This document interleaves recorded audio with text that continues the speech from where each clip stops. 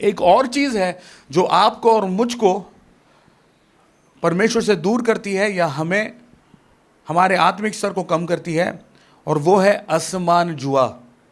वो है असमान जुआ, वो है अनइक्वल योक। मेरे साथ निकाल लीजिए 2 कुरिन्थियों उसका 6वां अध्याय और 14 वचन। अविश्वासियों के साथ समान जुए में न जूतो, क्योंकि धार्मिकता और अधर्म का क्या मेल जोल, या ज्योति और अंधकार की क्या संगति। सो हम कुछ बातों को इस वचन से सीखेंगे। हो सकता है बहुत सारी चीज़ें इस वचन में आपको नहीं लगे, पर मैं आपको कुछ बातों को समझाना चाहता हूँ। सबसे पहली चीज़, जो जुआ ये शब्द यहाँ पर इस्तेमाल किया गया है, वो जुआ क्या है, हम इसके विषय में पहले कुछ पल मनन करेंगे। कुछ समय हम देखेंगे कि जुआ होता क्या है। जुआ जो है वो एक यंत्र है जो किसानी में यूज़ किया जाता है। जो फार्मर्स है, जो किसान है, वो उसे इस्तेमाल करते हैं।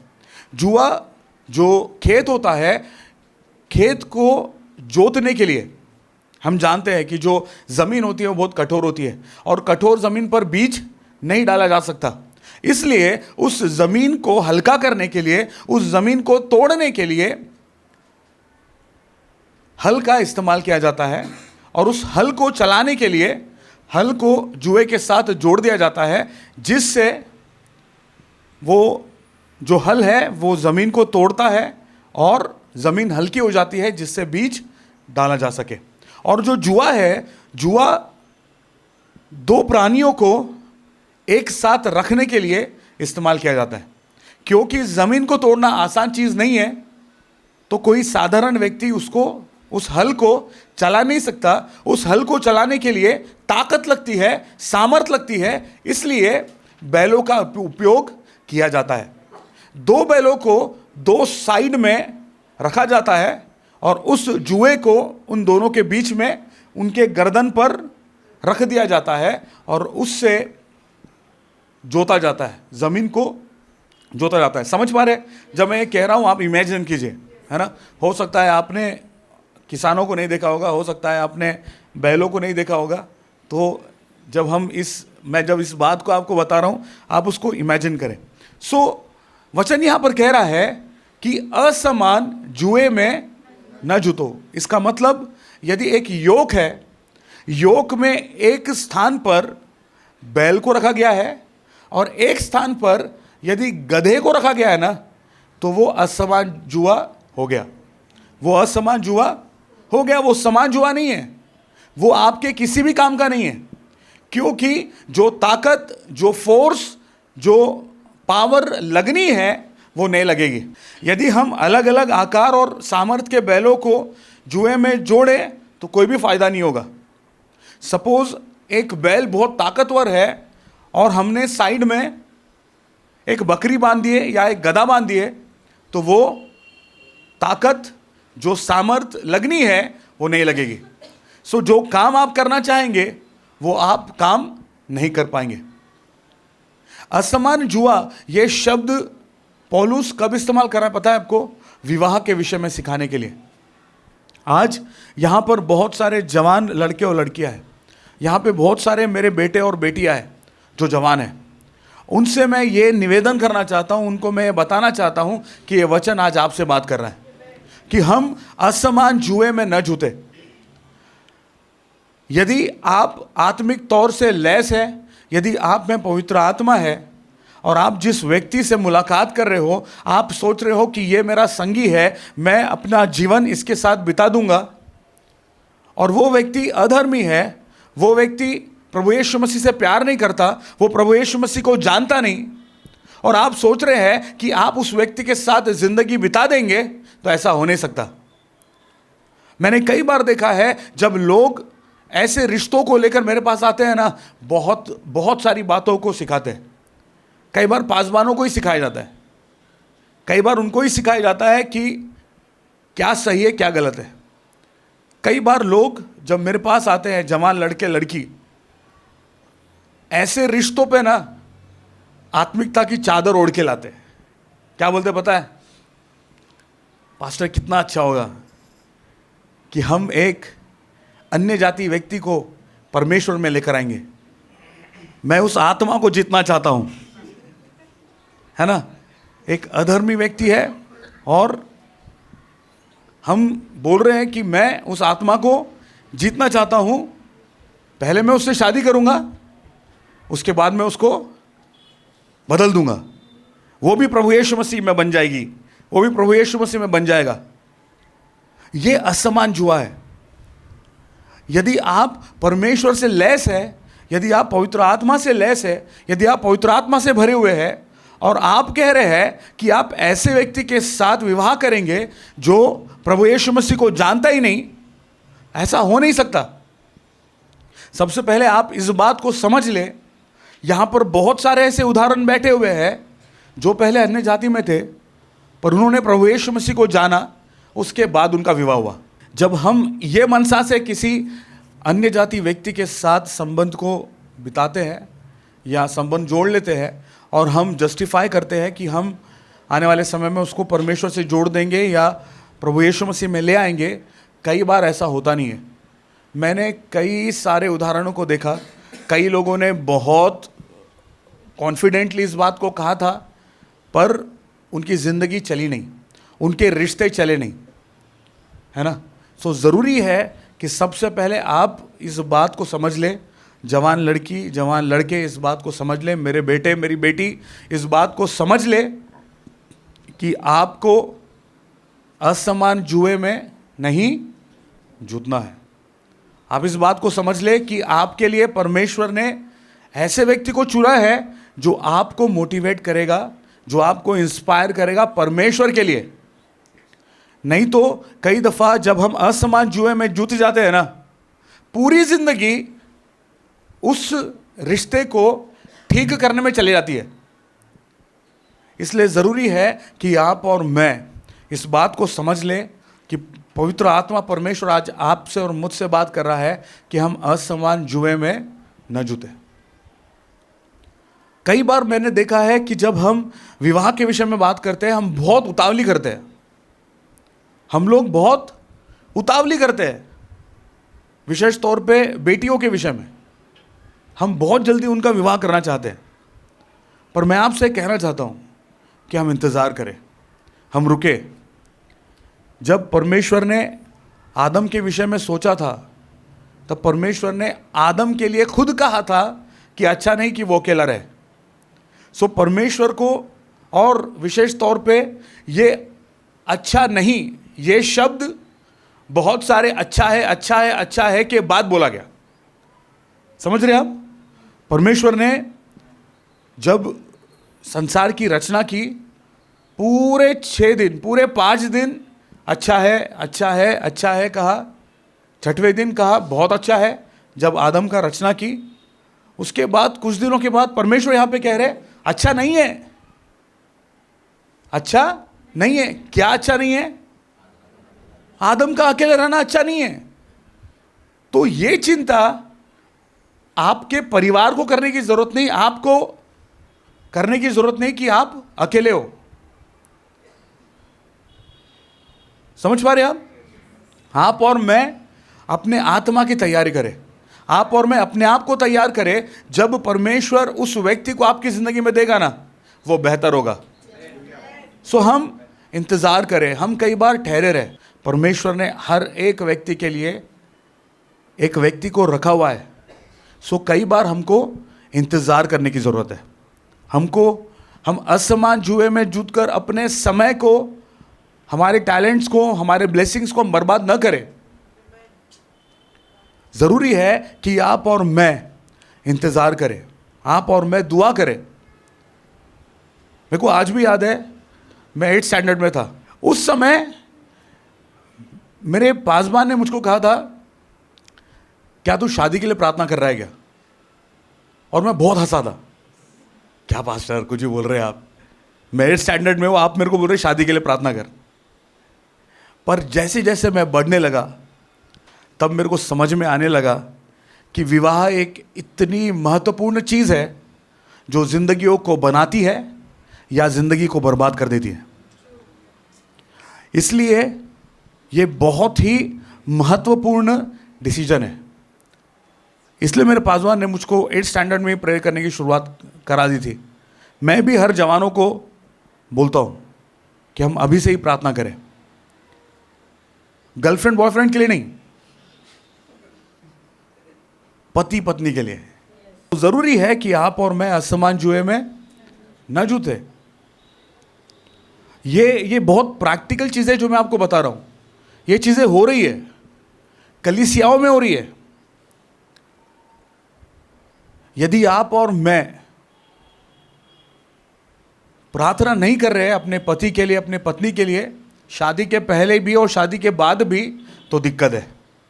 आपकी जिम्मेदारी है कि आप अपने स्पाउसेस के लिए प्रार्थना करें। आपकी जिम्मेदारी है कि आप हर दिन घुटनों पे आकर रोए, गिड़गिड़ाए कि मेरे पति की आप रक्षा करें, मेरे पति को आप संभालें, मेरी पत्नी की आप रक्षा करें, मेरी पत्नी को आप संभालें। आप अपनी उपस्थिति में रखिए, क्योंकि जो विवाह मजबूत है वही विवाह एक अच्छे परिवार का निर्माण करता है, और एक अच्छा परिवार एक अच्छे घर का निर्माण करता है।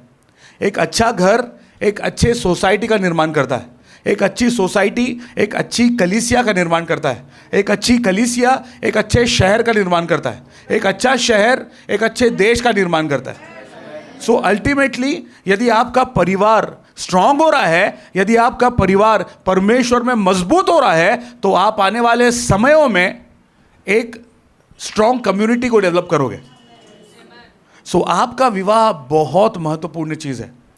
सो आप और मैं असमान जुए में न जूते। सबसे पहले मैं आपको यह भी बता रहा हूं, हम कई बार आत्मिक होने के बावजूद भी हम संसारिक बातों में गिर जाते हैं और गिर जाते हैं। मैंने कई बार अपने जवानों को कहा है कि जब आप लड़की देखने के लिए जाओ या लड़का देखने के लिए जाओ, सबसे पहला सवाल आपको ये नहीं देखना है कि कितना मेकअप लगा हुआ है। आप सबसे पहले ये देखना कि वो परमेश्वर से कितना प्यार करता है या परमेश्वर से वो कितना प्यार करती है। सो जिस तरह से मैंने कहा था कि मेरे पासवान ने कहा था कि 8th स्टैंडर्ड में प्रेयर करना, तो मैंने प्रेयर करने की शुरुआत की थी ना, सबसे पहला मेरा प्रार्थना का बिंदु ये होता था शादी में कि परमेश्वर मुझे आप ऐसी पत्नी देना जो मुझसे ज़्यादा आपसे प्यार करे। पता है क्यों? क्योंकि मुझको पता था कि मैं कमज़ोर हूँ। मुझको पता था कि मैं कई बार परमेश्वर से प्यार करने में गिर जाता हूँ। तो मुझको ये भी पता था यदि मेरी पत्नी परमेश्वर से ज़्यादा प्यार करती है ना, तो वो मुझको उस गिरी हुई परिस्थिति में नहीं देख सकती। वो मुझको बोलेगी कि उठो, हम एक साथ मिलकर परमेश्वर की सेवा करेंगे, हम एक साथ मिलकर परमेश्वर की महिमा करेंगे। सो ज़रूरी है कि आप और मैं इस बात को समझ ले कि आपको और मुझको विवाह में ध्यान देने की ज़रूरत है। तो प्लीज़ प्रार्थना करने की शुरुआत करें। जितने बच्चे यहाँ पर हैं, जितने जवान यहाँ पर हैं, जितने लोग जिनका विवाह हो गया, वे लोग भी कृपया करके अपने परिवार के लिए प्रार्थना करते जाइए। मैं सच कह रहा हूँ, घर को चलाने के लिए पैसा नहीं चाहिए। घर को चलाने के लिए अच्छी पत्नी और एक अच्छा पति चाहिए, बस। अगर वो अच्छी पत्नी और अच्छा पति परमेश्वर से प्यार करता है ना, तो आपका घर अच्छा चलेगा। भले ही घर में रोटी हो या ना हो, ऐसा हो नहीं सकता कि आप भूखे रहे, पर घर में रोटी हो या ना हो, फिर भी वो खुदा आपके लिए प्रबंध करेगा, वो खुदा आपकी सहायता करेगा, क्योंकि आपका परिवार मजबूत है। आपका परिवार प्रभु यीशु मसीह के लहू में बंधा हुआ है। तो ज़रूरी है कि आप और मैं असमान जुए में न जूते। हम ऐसे व्यक्तियों के साथ संबंध न रखें जो परमेश्वर से प्यार नहीं करता। नहीं तो कई परिवार बिखर जाते हैं, बिगड़ जाते हैं, क्योंकि वो एक दूसरे को ठीक करने में ही चल रहे हैं। वचन ये कहता है कि मैंने तुम्हारे सामने, परमेश्वर कहते हैं कि मैंने तुम्हारे सामने जीवन और मृत्यु के मार्ग को रख दिया है। अब तुम्हारी मर्जी है कि तुम किसको चुनते हो। इसका मतलब परमेश्वर ने आपके लिए और मेरे लिए ना अच्छे मार्गों को तैयार कर रखा है, और एक ऐसा मार्ग भी है जिसमें मृत्यु है, वो मार्ग भी आपके सामने है। तो ये चुनना आपके ऊपर सौंपा गया है कि आप किस रास्ते को चुनते हो। कई बार जब सवाल जवाब किया जाता है, जब मैं प्रचार के लिए बाहर जाता हूँ या जब मैं लोगों से मुलाकात करता हूँ, एक सवाल को बार बार पूछा जाता है। जब परमेश्वर को पता था कि आदम पाप करेगा, तो परमेश्वर ने उस पेड़ को उस अदन की वाटिका में क्यों लगाया था? परमेश्वर ने उस पेड़ को सदन की वाटिका में इसलिए लगाया था क्योंकि परमेश्वर ने आदम को फ्री विल दिया था। आदम के पास पूरी पूरी ताकत थी, पूरी पूरी सामर्थ्य थी, ज्ञान था, समझ था कि वो अपने डिसीजन को ले सके। नहीं तो कितना समय लगता परमेश्वर को रोबोट बनाने के लिए, है ना? रोबोट बना के अपने हाथ में रिमोट रखने के लिए कितना समय लगता। पर परमेश्वर ने ऐसा नहीं कहा, परमेश्वर ने ऐसा नहीं चाहा। परमेश्वर ने यह चाहा कि वो बेटे और बेटियां उत्पन्न करे। परमेश्वर ने दास और दासियां उत्पन्न नहीं की। परमेश्वर ने ऐसे लोगों को उत्पन्न नहीं किया जिनको वो रूल कर सके, पर परमेश्वर ने रूलर्स को उत्पन्न किया है। हालेलुया। परमेश्वर ने रूलर्स को उत्पन्न किया है जो रूल कर सके। इसलिए ज़रूरी है कि आप और मैं समझ जाए, इस बात को जान ले कि हम जब परमेश्वर के अधीनता में चलते हैं, जब हम परमेश्वर के साथ चलते हैं, तो हमको फ्री विल दिया है। हमारे सामने पूरी पूरी आज़ादी दी गई है कि हम किन बातों को चुनते हैं। पर परमेश्वर ने आप में और मुझ में आत्मा पहचानने की सामर्थ भी दी है। सो हम डिसर्न करें कि सही क्या है, गलत क्या है ना? एक स्टेटमेंट बहुत बोला जाता है। क्या बोला जाता है पता है आपको? प्यार तो, किसने बोला? हमेशा बोला जाता है प्यार तो अंधा है। पर अंधा नहीं है प्यार। प्यार की आंखों पे पट्टी बांधी गई है। अंधा नहीं है। अंधा पता है कौन होता है? जिनको आंख नहीं होती। पर जो प्यार करते हैं ना, उनकी आंखों पे पट्टी बांध दी जाती है। सिर्फ एक चीज करना पड़ेगा आपको देखना है तो। क्या करना पड़ेगा? पट्टी खोलना पड़ेगा बस। नई आंख लगाने की जरूरत नहीं है। आंख तो आपके पास ऑलरेडी है, आप देख भी सकते हो। पर प्यार ने क्या किया है? आपकी आंख के ऊपर पट्टी बांध दिया है। वो कुछ समझने नहीं दे रहा आपको। पर आत्मिक लोग प्यार भी आत्मा से करते हैं। आत्मिक लोग प्यार भी आत्मा से करते हैं। जब उनकी आत्मा एक ऐसी आत्मा से जुड़ जाएगी या दिखेगी जो परमेश्वर से प्यार करता है, परमेश्वर से प्यार करती है, तब आप भी उनके प्रति अवेयर हो जाएंगे। आप भी उनके प्रति अवेयर हो जाएंगे। सो जब हम खोजे अपने जीवन साथी को, हम सुंदरता न देखें प्रियो। परमेश्वर ने आपको जैसा बनाया वैसे ही रहो। सो जो सुंदरता है ना, हम सुंदरता शरीर में ढूंढते हैं, हम आत्मा में ढूंढे। हम सुंदरता आत्मा में ढूंढे कि कितनी सुंदर आत्मा है, कितना अच्छी आत्मा है। परमेश्वर से प्यार करता है या नहीं करता? यदि परमेश्वर से प्यार करता है ना वो व्यक्ति, तो वो व्यक्ति हमेशा फलेगा, वो व्यक्ति हमेशा फूलेगा। सो अभी भी हम पॉइंट पे है, ठीक है? हम अभी भी इस विषय के ऊपर ही बात कर रहे हैं कि हमें असमान जुए में नहीं जूतना है। यदि हम असमान जुए में जूते हैं ना, तो जो हमारे सामने फोकस है, जो हमारे सामने फिनिश लाइन है, उस फिनिश लाइन तक हम नहीं पहुंच पाते। पता है क्यों? कंपटीशन चलते रहेगा। असमान जुए में जूतने का ये एक ड्रॉबैक है कि उसमें कंपटीशन चलता रहेगा। गधा चाहता है कि वो पीछे रहे, गधा चाहता है कि वो काम न करे, पर बैल की जो सामर्थ्य है, बैल की जो ताकत है, उसका जो निर्माण किया हुआ, जो वो जैसा बना हुआ है ना, वो ऐसा बना हुआ है कि उसको वो मेहनत करनी है। पर गधा वैसा नहीं है। गधा की कैरेक्टरिस्टिक्स अलग है। तो दोनों आपस में युद्ध करेंगे, दोनों आपस में लड़ेंगे। बैल सामने जाना चाहता है और गधा पीछे आना चाहता है। तो जो काम रखा गया है ना, जो काम होना है ना, वो नहीं हो पाएगा। किसान सोच रहा है कि वो जल्द से जल्द उस कठिन भूमि को तोड़ दे ताकि उसमें बीज बो पाए, पर यदि यहीं पर जद्दोजहद चल रहा है ना, वो बीज नहीं बो पाएगा। सीजन निकल जाएंगे, मौसम निकल जाएंगे। जो सीजन्स परमेश्वर ने आपको और मुझको दिए हैं ना, उस सीजन्स का हम फायदा उठाएं। जो मौसम खुदा ने आपको और मुझको दी है, उन मौसमों का हम फायदा उठाएं। हम असमान जुए में जुट कर अपने समय को, अपने टैलेंट को, हमारी एनर्जी को, हमारे इमोशंस को हम वेस्ट ना करें। सो ज़रूरी है कि आप और मैं जब समान जुए में जुट जाते हैं तो वो जो कार्य हमारे सामने रखा गया है, वो कार्य हम पूरी तरह से कर सकेंगे, हम वो कार्य अच्छे से कर सकेंगे।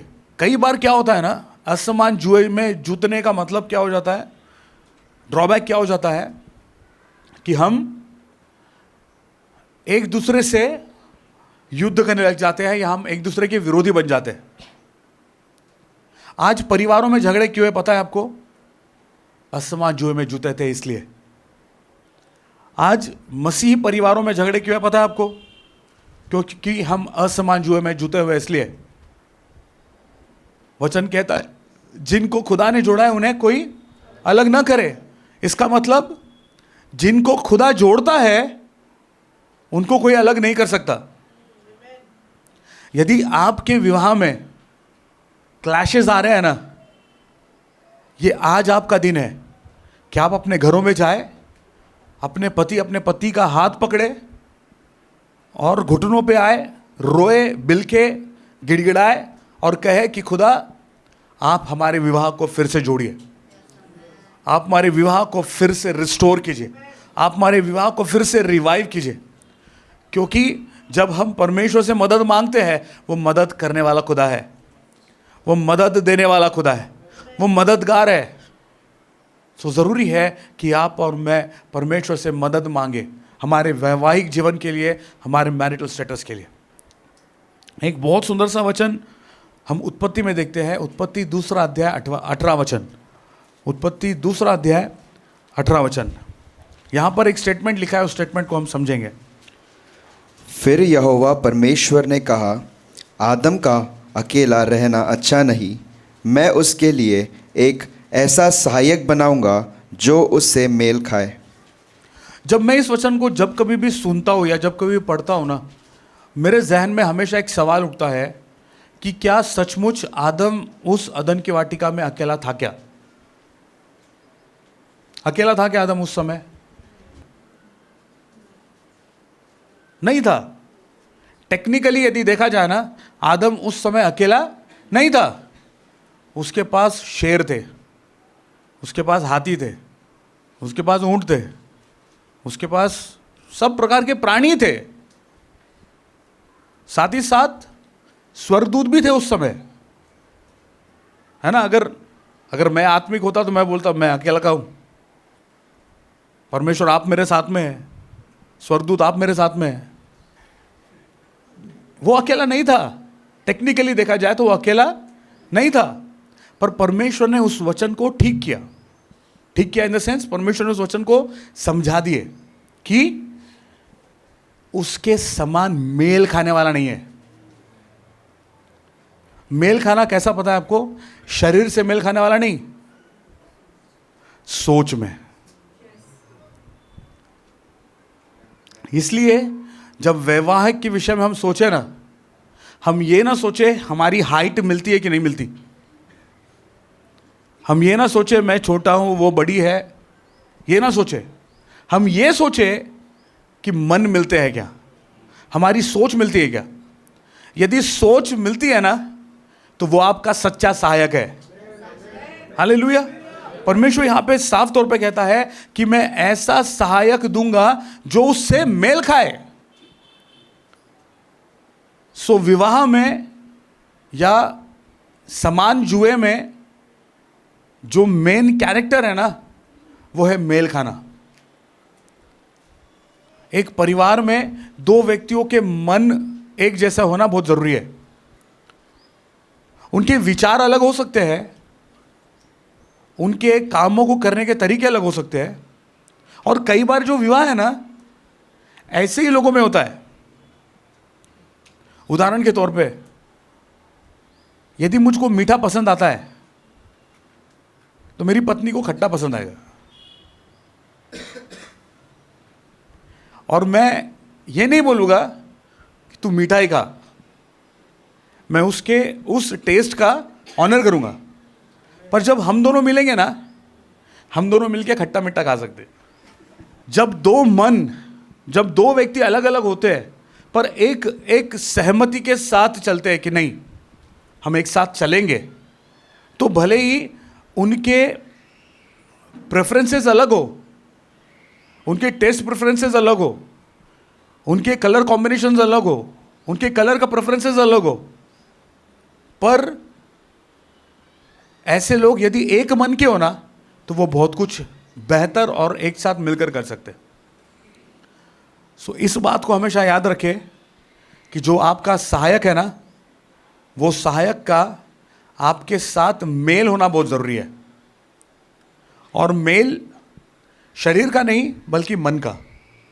यदि आपका मन मेल खाता है ना तो आपका जीवन, आपका मैरिज सस्टेन करेगा, आपका मैरिज ग्रो करेगा और आपका मैरिज फ्लरिश होगा। सो आप और मैं असमान जुए में न जूते। जब विवाह की बात हो रही है, जब किसी व्यक्ति को पसंद करने की बात हो रही है ना, सबसे पहले उस व्यक्ति में सिर्फ एक क्वालिटी देखिएगा कि क्या वो मुझसे ज़्यादा परमेश्वर से प्यार करता है क्या। यदि करता है ना तो रंग भेद जात पात कुछ मत देखिए, फिर सब कुछ परमेश्वर बदलेंगे, सब कुछ परमेश्वर बेहतर करेंगे। ज़रूरी है कि आप और मैं इस बात को समझ लें कि हमारे मन के मेल होना बहुत ज़रूरी है। मेरे साथ एक वचन को निकाल लीजिए, नीति वचन उसका 13 अध्याय और 20 वचन। सबसे पहली बात हमने देखी है कि हमको असमान जुए में नहीं जूतना है। दूसरी बात हम देख रहे हैं कि हमको बुद्धिमानों की संगति करना है। बुद्धिमानों की संगति कर, तब तू भी बुद्धिमान हो जाएगा, परंतु मूर्खों का साथी नष्ट हो जाएगा। ये वचन में 2 भाग है। ये वचन 2 भागों से बना हुआ है। सबसे पहला भाग है कि बुद्धिमानों की संगति कर तब तू भी बुद्धिमान हो जाएगा, 1, और दूसरा परंतु मूर्खों का साथी नाश हो जाएगा। ये 2 अलग अलग भाग है। पर जब हम नीति वचन इस अध्याय को सुनते या पढ़ते हैं ना, आपको समझना चाहिए कि इसको लिखा किसने है। नीति वचन का लिखने वाला राजा सुलेमान था, और वचन कहता है कि उसके समान बुद्धिमान व्यक्ति ना तो कभी था ना कभी हुआ, क्योंकि उसने अपनी ज्ञान, अपनी बुद्धि, अपनी समझ परमेश्वर से प्राप्त की थी। और जो व्यक्ति इतना ज्ञानी है, जो व्यक्ति इतना बुद्धिमान है, वो यदि आपको कुछ इंस्ट्रक्शंस दे रहा है तो उस इंस्ट्रक्शन को आपको और मुझको सुनना चाहिए, उस इंस्ट्रक्शन को मान लेना चाहिए, क्योंकि उसका ज्ञान, उसकी बुद्धि सुपीरियर है, क्योंकि परमेश्वर से मिली है। सो पहला भाग कहता है कि बुद्धिमानों की संगति कर, बुद्धिमानों की संगति कर। यदि आप इस भाग को सोचेंगे ना, आपको समझ में आएगा कि आपके दोस्त कैसे रहना चाहिए। हम कई बार दोस्त कैसे चूज करते बताया आपको। कई बार यदि सामने वाले व्यक्ति के पास पैसे है तो हम ऐसे दोस्त चुनते हैं जिसके पास पैसे है। नहीं, मेरे को पता है आप लोग लालची नहीं है, पर मैं संसार की बात कर रहा हूं। संसार कई बार ऐसे दोस्तों को देखता है जिसके पास पैसे हो। संसार कई बार ऐसे लोगों से दोस्ती करता है जैसे आप है वैसा वो है क्या। यदि आपके वाइब मैच हो रहे हैं तो आप उसके दोस्त बन जाते हैं।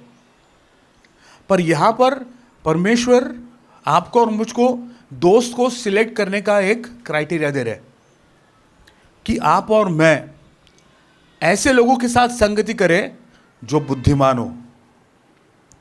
और मैं आपको समझाऊंगा, ये जो बुद्धि की जो बात की जा रही है ना, वो हेड नॉलेज की बात नहीं की जा रही। जो बुद्धिमान के विषय में या बुद्धि के विषय में जो बात की जा रही है, वो हेड नॉलेज के विषय में बात नहीं की जा रही है, संसार के ज्ञान के विषय में नहीं कहा जा रहा है। मैं बताऊंगा आपको बुद्धिमान होना होता क्या है। परमेश्वर आपको और मुझको कह रहा है कि यदि आपके दोस्त है, यदि आपको किसी के साथ संगति करना है, तो ऐसे व्यक्ति के साथ संगति करना है जो बुद्धिमान है।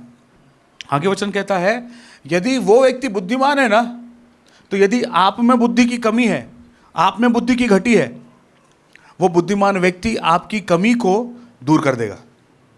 वो बुद्धिमान व्यक्ति आपके कमी को दूर कर देगा। इसलिए ज़रूरी है कि आप और मैं ऐसे व्यक्ति के साथ संगति करें जो बुद्धिमान है। मेरा आपसे एक सवाल है, बाइबल के अनुसार बुद्धिमान व्यक्ति होता कौन है? बाइबल के अनुसार बुद्धिमान व्यक्ति कौन है? आमेन, हालेलुया। अच्छी कलीसिया है, वचन पढ़ती है। नीति वचन 9वां अध्याय और 10 वचन इस बात को कहता है। नीति वचन 9वां अध्याय 10 वचन। यहोवा का भय मानना बुद्धि का आरंभ है, और परम पवित्र ईश्वर को जानना ही समझ है। यहोवा का भय मानना बुद्धि का आरंभ है। इसका मतलब जो व्यक्ति यहोवा का भय मानता है वो व्यक्ति बुद्धिमान है। जो व्यक्ति यहोवा का भय मानता है वो व्यक्ति बुद्धिमान है। इसका मतलब आपको और मुझको ऐसे लोगों के साथ संगति करना है जो यहोवा का भय मानते हो। यदि वो यहोवा का भय मानते हैं तो वो बुद्धिमान होंगे। यदि वो यहोवा का भय मानते हैं तो उनको संसार का ज्ञान होगा। यदि वो यहोवा का भय मानते हैं तो वो फ्लरिश होंगे। यदि वो यहोवा का भय मानते हैं तो उनमें उन्नति होगी। यदि वो यहोवा का भय मानते हैं तो वो आपसे प्यार करेंगे। यदि वो यहोवा का भय मानते हैं तो वो आपकी मदद करेंगे। यदि वो यहोवा का भय मानते हैं तो वो आपसे वो बर्ताव करेंगे जैसा परमेश्वर आपसे बर्ताव करता है। जरूरी है कि आप और मैं ऐसे व्यक्ति के साथ संगति करें जो यहोवा का भय मानता है, जो यहोवा का भय मानता है। जब आप और मैं यहोवा का भय माने, इस बात को आप समझ ले कि आपके और मेरे जीवन में बुद्धिमानी उत्पन्न हो रही है या आप और मैं बुद्धिमान हो रहे हैं। समझ गए आप कि आपकी और मेरी संगति किसके समान हो, किसके साथ हो? जो यहोवा का भय मानता हो। सबसे पहली बात हमने देखा कि हमको असमान जुए में नहीं जुटना है। दूसरी बात हमने देखा कि हमको उन लोगों के साथ संगति करनी है जो यहोवा का भय मानते हैं। तीसरी बात, आप और मैं मूर्खों से अलग हो जाए। बुद्धिमान यदि व्यक्ति वो है जो यहोवा का भय मानता है, तो मूर्ख कौन हो गया? आसान चीज है। जो यहोवा का भय नहीं मानता वो मूर्ख है। आप और मैं ऐसे लोगों से दूरी बना ले। आप और मैं ऐसे लोगों के साथ संगति न करें। नीति वचन 14 अध्याय और 7। मूर्ख से अलग हो जा, तू उससे ज्ञान की बात न पाएगा। मूर्ख से अलग हो जा, क्योंकि तू उससे ज्ञान की बात नहीं पाएगा।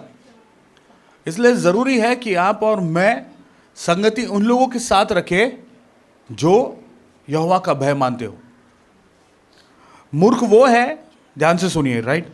मूर्ख वो है जो ज्ञान, अनुशासन और परमेश्वर के मार्गदर्शन को अस्वीकार करता है। मूर्ख वो है जो ज्ञान, अनुशासन और परमेश्वर के मार्गदर्शन को अस्वीकार करता है। वो व्यक्ति मूर्ख है।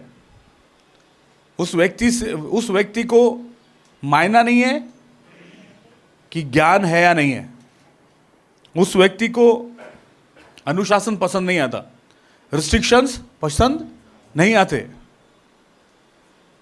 उस व्यक्ति को मार्गदर्शन, स्पेसिफिकली परमेश्वर का मार्गदर्शन पसंद नहीं आता। मूर्ख वो करेगा जो उसका मन चाहता है। मूर्ख वो करेगा जो वो चाहता है। पर बुद्धिमान व्यक्ति, जो यहोवा का भय मानने वाला व्यक्ति हो, वो करेगा जो परमेश्वर उससे कह रहे हैं। यदि परमेश्वर उससे कह रहे हैं कि इस रास्ते पर चल, और उस बुद्धिमान व्यक्ति को जो यहोवा का भय मानता है वो देख रहा है कि इस रास्ते में कांटे हैं, वो परमेश्वर के तरफ मुड़ के बोलेगा नहीं, परमेश्वर वो रास्ते पे तो कांटे हैं। पर वो व्यक्ति परमेश्वर का भय मानता है, इसलिए उस रास्तों पर चलने की शुरुआत करेगा। उस चलने के कोर्स में ना परमेश्वर उस रास्ते के कांटों को हटा देंगे, परमेश्वर उस रास्ते के कांटों को तब्दील कर देंगे, परमेश्वर उस रास्ते के कांटों को धूल बना देंगे। पर आपको वो रास्ता चुनना पड़ेगा। जो व्यक्ति परमेश्वर का भय मानता है वो परमेश्वर के मार्गदर्शन को आदर करता है। हम कई बार बहुत गलत डिसीजन ले लेते हैं, पता है क्यों? क्योंकि हम ले रहे हैं वो। पर यदि आप और मैं परमेश्वर के मार्गदर्शन से कोई डिसीजन लेंगे ना, आप और मैं बचे रहेंगे, आप और मैं सस्टेन करेंगे, आप और मैं बढ़ेंगे, आप और मैं वो करेंगे जो बेहतर है, जो परमेश्वर के अनुसार है, जो परमेश्वर की इच्छा में है। मूर्ख वो है जो ज्ञान, अनुशासन और परमेश्वर के मार्गदर्शन को अस्वीकार करता है। मूर्खों के साथ रहने से ना अक्सर सीखने और विकास के बजाय निराशा, गलत दिशा और परमेश्वर से अलगाव मिलता है। ध्यान से सुनिए, मूर्खों के साथ रहने से अक्सर सीखने और विकास के बजाय, क्योंकि जो व्यक्ति परमेश्वर से प्यार करता है और जो व्यक्ति उन्नति करना चाहता है ना, वो हर पल सीखता है। राइट? यदि आपने कल प्रोफेट हरी का जो सर्विस है, यदि वो अटेंड किए होंगे आपने, डैड ने बहुत सुंदर बातों को सिखाया।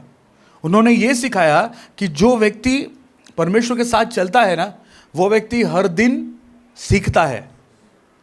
चाहे वो कितना बड़ा भी व्यक्ति हो जाए, वो हर दिन सीखता है। उनके तौर पे उन्होंने बताया कि यदि आप गिटारिस्ट हैं तो आप आपके स्किल को और बेहतर करने के लिए और सीखो कि आप एक और अच्छे गिटारिस्ट बन सको। आप संतुष्ट मत हो जाओ। ज़रूरी है कि आप और मैं सीखे।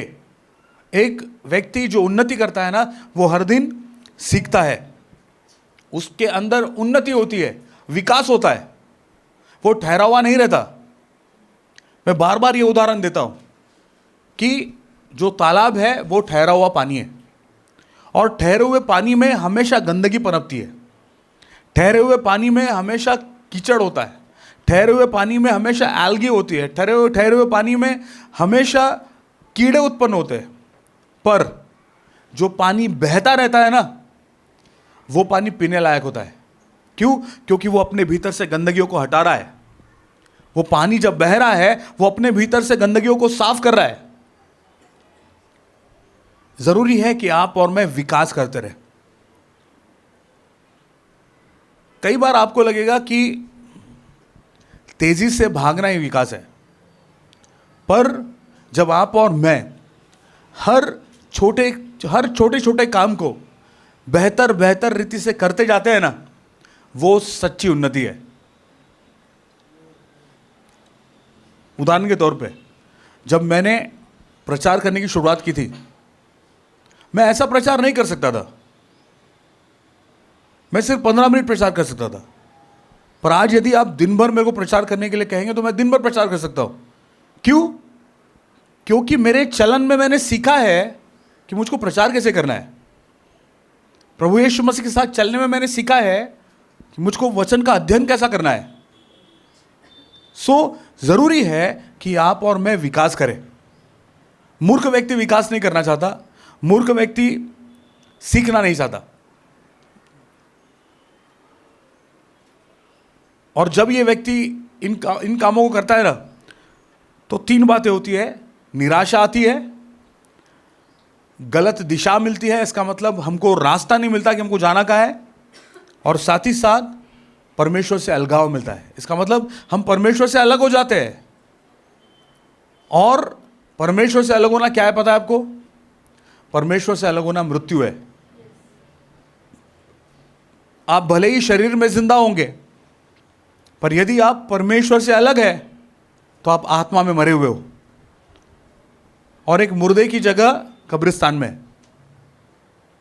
सो ज़रूरी है कि आप और मैं ऐसे व्यक्ति बन जाए जो परमेश्वर से प्रेम करें, परमेश्वर की आज्ञाओं को माने और आगे बढ़ते जाए।